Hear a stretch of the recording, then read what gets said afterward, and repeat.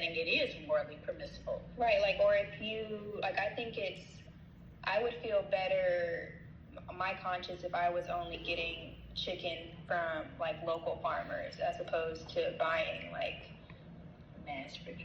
Well, also another aspect that we learned about animals are sentient beings. Like we found that they enjoy stuff.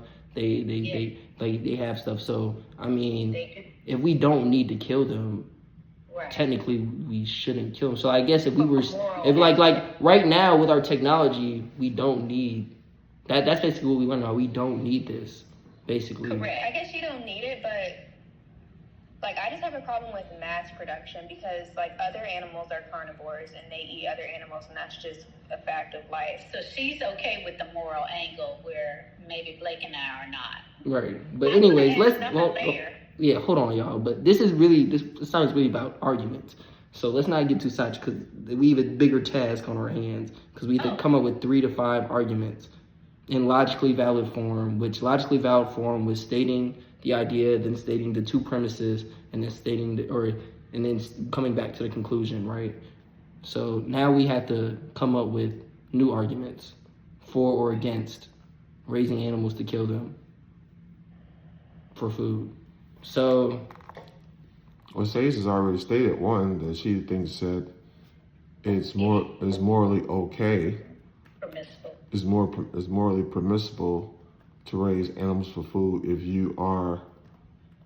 it's being used for your individual village versus mass producing. Yeah, like, I think hunting gathering is okay, and then, like, raising a small amount for a small number of animals for a small group of people. Right. Okay. I'm going to throw in one that's using current technology. I think it's I can hold this. What did you say, Blake? I'm talking to Dad. What are you saying?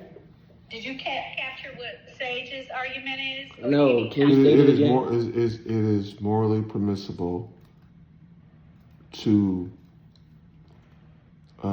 raise animals to kill them in a village setting. In a village setting. Right.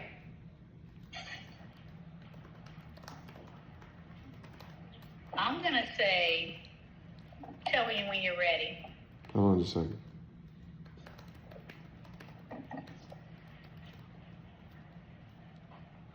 Mass produced. That's one. Just put one.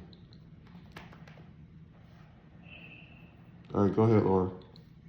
I'm going to say, I think it's morally permissible to use the cells from animals to create protein.